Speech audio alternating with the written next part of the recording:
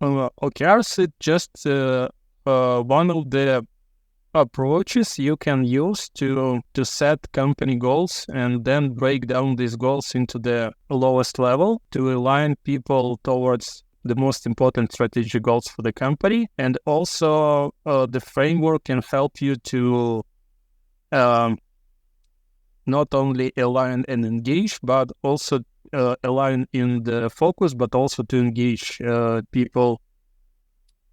Because right now a lot of companies is struggling with not engaged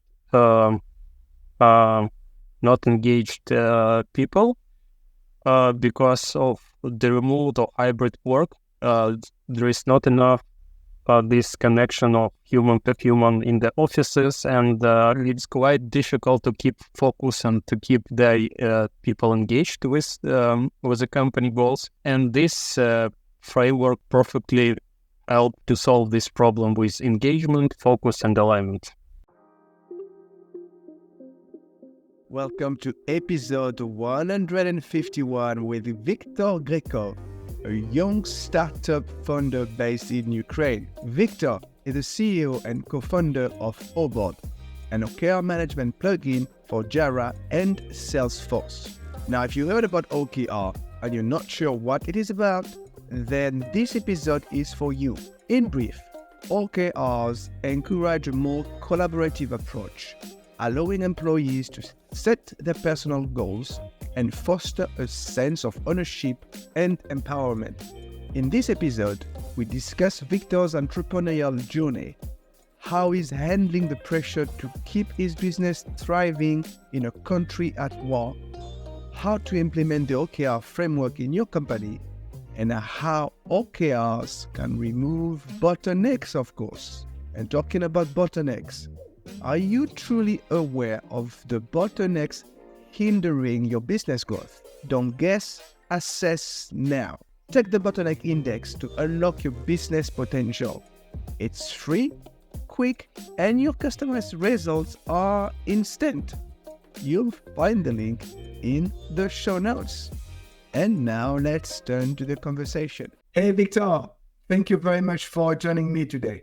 Thanks, Lauren. Hi, and thanks for having me here. So let's start and let's dive directly into bottlenecks, because, this is what this podcast is about.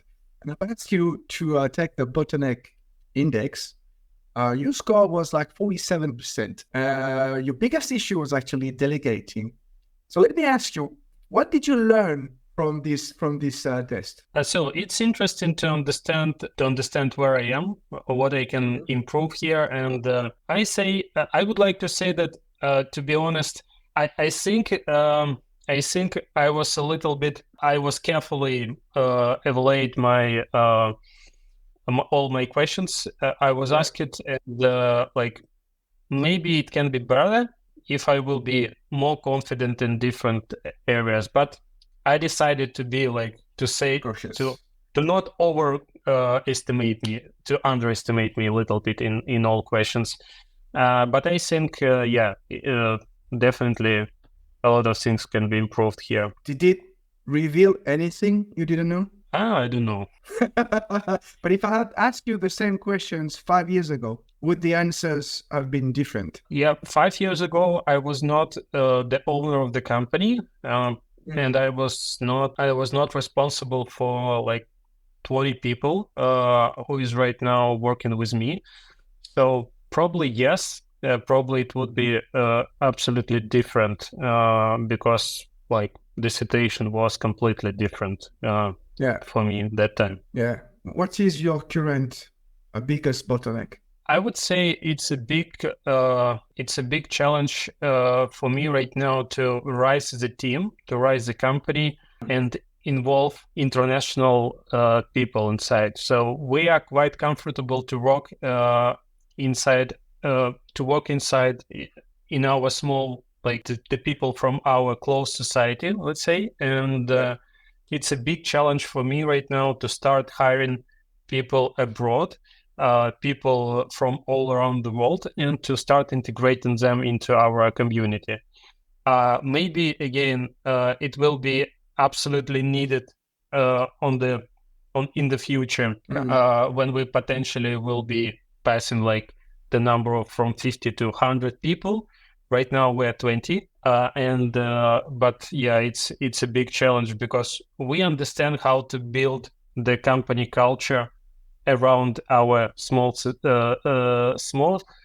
community, which is quite which has a lot of common in culture, common in language, common in habits. But future growth is absolutely impossible without international hirings. And I would say I'm preparing myself to this for the future. And right now we don't have any international professionals in our team. But you want to have, and what makes it such a big challenge? I would say it's to embed these people into our company, into our existing culture. Because we right now we have. So what's the team? What's the difference between group and team? Yeah, it's the common values. Yeah, and to share our values with international people is, I think it's challenging. That's why, yeah.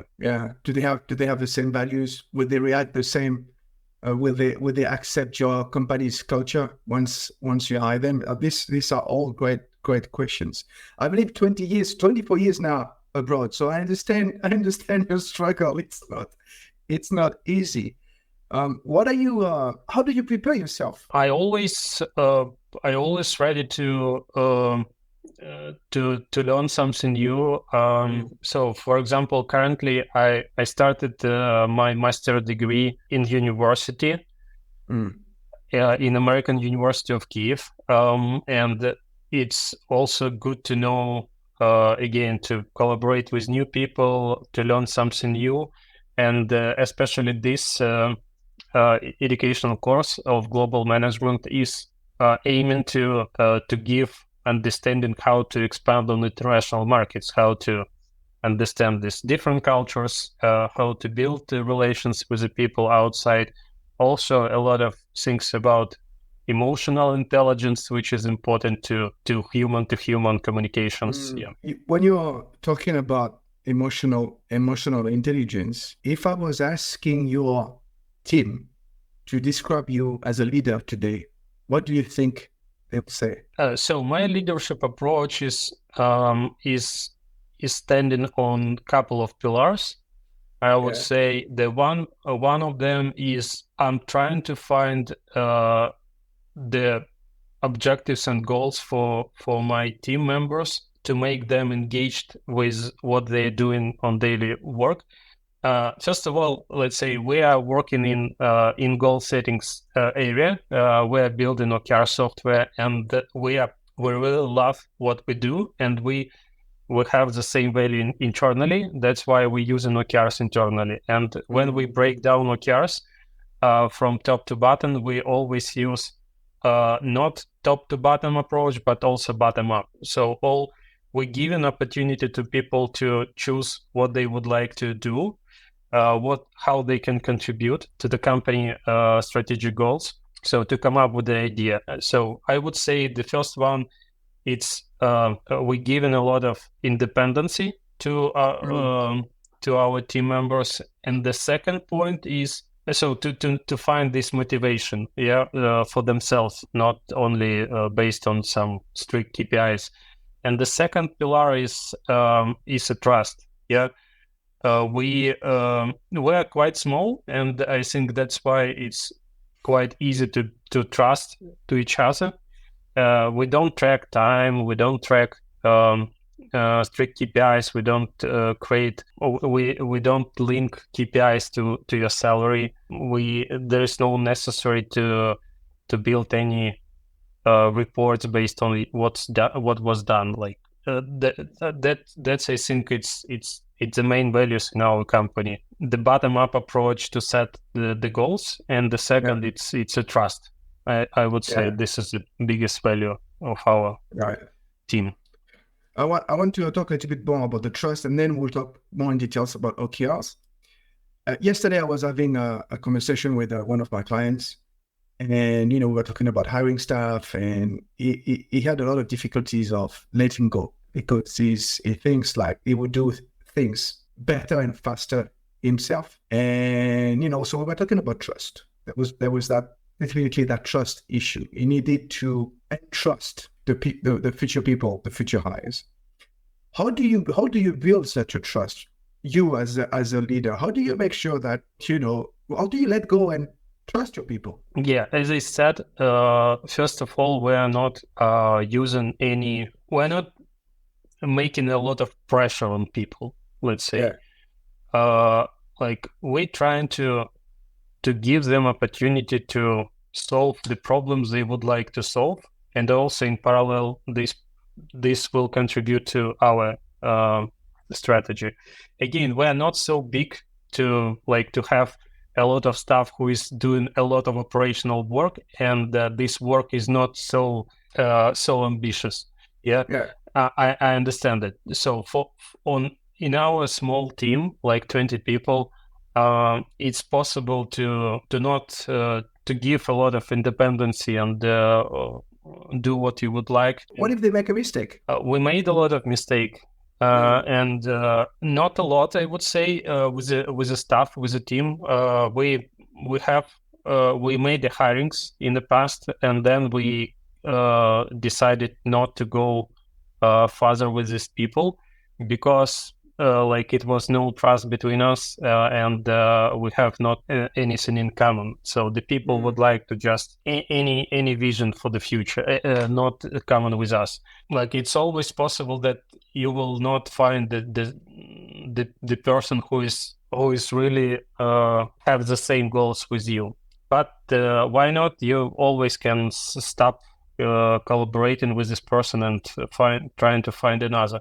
It's one of the biggest challenge during the 5 years I'm running my company is expansion, especially in the team, and it's quite challenging to find people who is ready to trust you, who is ready to do the same what is important for your company at this moment. But it's possible. You just need to be patient and speak with the people, involve all team members on the interviews, and of course, like to test for the first months, and then if it's not working, just stop it. Not upset about this, and just go further and to find another person who will. Yeah, if the person doesn't fit, just be ready to let her allow him go before it's too late and it creates more problems. Makes total sense.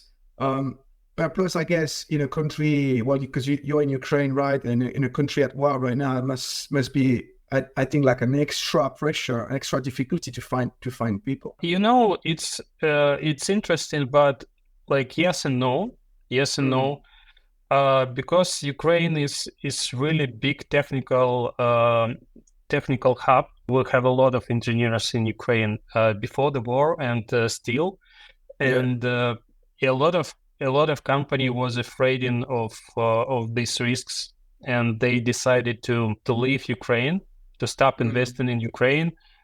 And the company like us, like we are, like took this chance to find these people who lost this job because this Western company go away from Ukraine. That's why, like for tech industry, I would say it's more or less not so big problem. And the second point, we can hire people all around the world. It's not a problem for us because we are like IT software company. But for a company who is depend on of the people on the land, it's more challenging stuff. I guess so. All right, let's move into what you do in OKRs. Let's start from the beginning. What is OKR? OKRs is just one of the approaches you can use to set company goals and then break down these goals into the lowest level. to align people towards the most important strategic goals for the company. And also the framework can help you to not only align and engage, but also align in the focus, but also to engage people, because right now a lot of companies is struggling with not engaged people because of the remote or hybrid work. There is not enough this connection of human to human in the offices, and it's quite difficult to keep focus and to keep the people engaged with the company goals. And this framework perfectly help to solve this problem with engagement, focus, and alignment. So let's be a bit practical. I love to be practical. Let's imagine like I'm a potential client for of yours, and I want to implement OKR. So where should I start? What's the process? I would say the process can be like split it on two phases. The first phase is to learn a little bit about the framework and the challenges you would like to address with this with OKR framework. First of all, you need to understand why do you need it. A lot of companies trying to implement OKRs without any knowledge, and they failed because they don't invest in the knowledge. They don't have any person internally who is aware of how to implement this methodology and why do they need it. So they just, it's a hype. Let's say right now it's the methodology becoming more and more popular. Let's say it's a little bit hype around it, and people think that it's easy to implement. Let's do it. I can do everything, including OKRs. But there is some small things you need to know before you will start implementing it. For example, people underestimate the importance of involvement of C-level team into this implementation. If your C-level team is not involved deeply into OKR methodology, they don't support this idea, or just saying, yeah, you can do it, we're not we will not do any resistance of this methodology, but like we have not enough time to support it. In this case, probably you will fail because the methodology works. It's important to work from top down and from bottom up. For example, let's say the couple of departments decided to implement methodology, but the management team is not supporting this idea. In this case, couple of departments create their own OKRs and start working on them. But finally, these OKRs are not aligned between these departments. So the product department will come up with a solution for example, for Asia market, but the marketing team will come up with a solution for LATAM market. And there is no alignment and there is no focus. So the company will not achieve anything from this collaboration because no elements of OKRs was implemented here. No focus and no alignment. Just they took the approach of writing down OKRs and that's it. It's nothing. So first of all, you need to understand that you need to involve C-level team into this implementation. And the second, you need to know your mission and vision and long-term strategy. If you have all this in place, you can break down this long-term strategy into your yearly and quarterly OKRs, and it can help you to work on these quarter-based cycles and track your progress, focus your team on these strategic initiatives. If not, also without long-term plans, you will not be able to break down them into the short-term OKRs, and it will not work. That's why the first phase, to learn a little bit about OKR framework, to understand who should be involved inside your team into implementation of this methodology, especially C-level, still it's a perfect people who can help you to implement them. And the next phase is to build a prototype of this approach, and take your strategy and for example to take a couple of teams of your company and to create this prototype using this couple of teams, create OKRs for them for the 1 quarter, test to work in this framework and see what happened at the end of the cycle.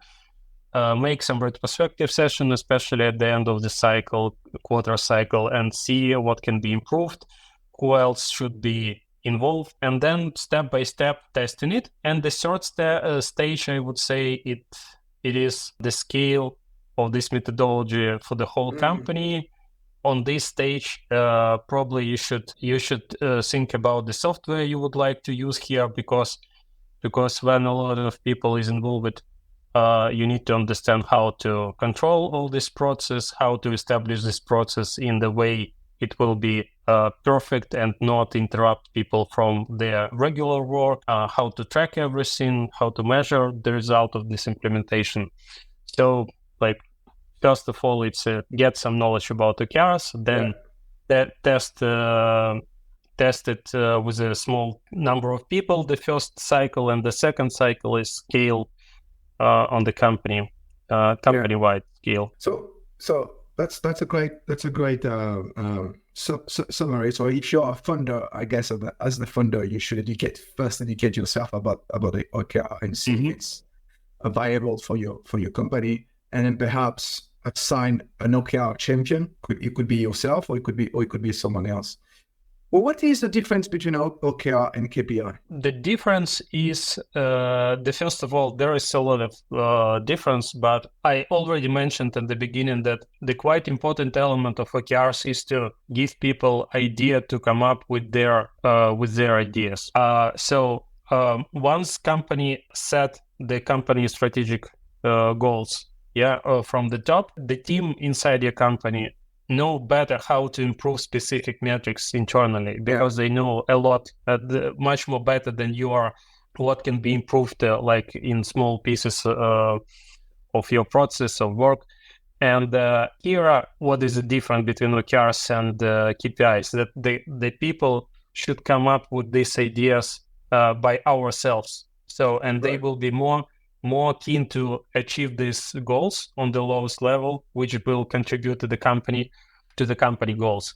If you use KPIs, you always will use top-down approach. So you will check your previous results, then you will create your forecasting and add potential growth you would like to grow in this metric, and then you will say, hey guys, I decided to set these KPIs for you. So the people have no chance to set their personal goals, and this is a big difference. The KPIs, it's also can be work in parallel with OKRs, but maybe in some cases it can be KPIs working specifically in operational departments, but OKRs can work in departments who is trying to disrupt different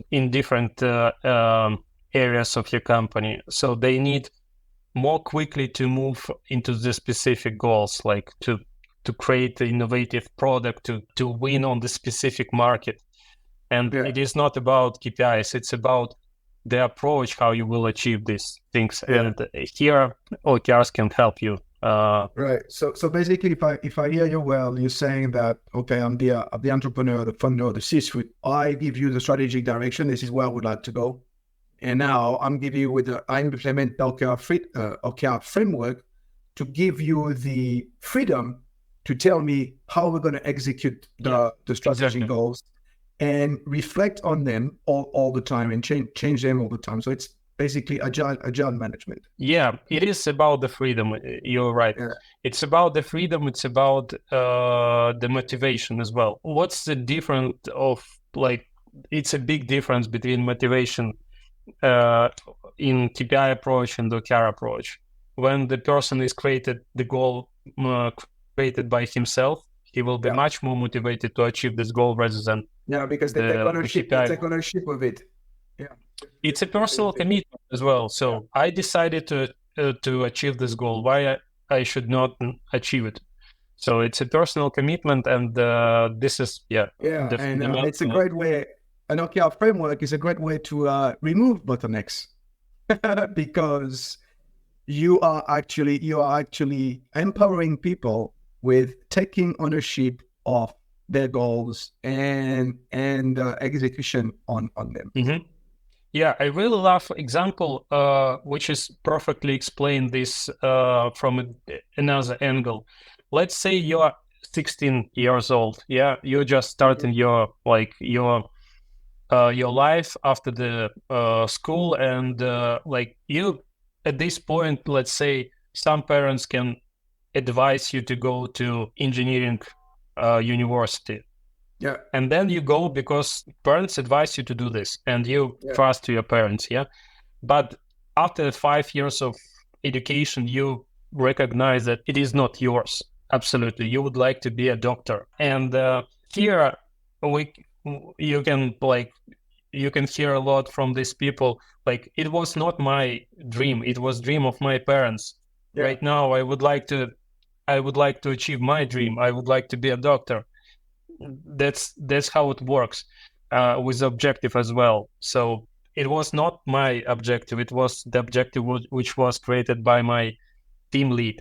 I would like to work my objective. And this is a completely different motivation. Absolutely. You must involve your team in delivering, in thinking about the strategy of your business. So it's so important that everybody is aligned behind the same objectives. Okay. Yeah. And just one thing I would like to add here. The big things cannot be accomplished only by the team, not by individuals. Yeah. And that's why OKRs is also quite good here, because you involve all the company to build this hierarchy of OKRs on the company level, department level, team level, personal level. And here all these people are working towards the one strategic goal, but they are all motivated to achieve this goal. They understand what will company achieve, what will department achieve, what will team achieve, and like everything is working as a single organism. Excellent. Great wrap up of what OKRs are. And so I want to turn a little bit about to you now, the entrepreneur. You've been an entrepreneur for 5 years, if I recall correctly. What does it mean for you to be an entrepreneur? It is to be a person who would like to improve the people's life. It is always drive me. This thing is always drive me. Like, we're doing something which can be useful, which can improve people's life. Again, in our business, I really believe that there is no better alternative than OKRs right now. Mm-hmm. I don't see any good alternatives how to achieve all these positive things as OKR provides. In this case, like, I really like what we are doing, because we helping companies to grow faster, to motivate people, to make them independent, motivated, engaged. It's like win-win-win. It's win for company, it's win for employees, and it's win for us. Like, it's super win-win. Entrepreneurs are driven or crave impact, and that's exactly what you're talking mm-hmm. about. You want to have an impact. You want to make a difference and change people's life. This is one of the secrets of being a successful entrepreneur. And I can tell you that after 150 interviews with entrepreneurs. So it's more of a fact than an assumption. Yeah, I agree. This is the biggest motivation for all entrepreneurs. Yeah. What have you learned about yourself since you became an entrepreneur? A lot. So when I became entrepreneur, I need to solve a lot of different problems every day, starting from our, again, the strategic goals. Like how I see the company in the last 1 year, 5 years. How to achieve these goals, how to manage people, how to understand what is our values, and all these things is quite interesting. And every day I meet the new challenges, and even Sometimes I don't know how to solve them, but like we are moving not so fast as could be maybe, but anyway, we are growing. And like what I can say right now in general, like I understood that everything is possible, and just set your ambition goal, and like you can accomplish it. Nothing stop you from this. Would that be the main, lesson you would give to other entrepreneurs? I would say in my journey, I will stress the couple of things.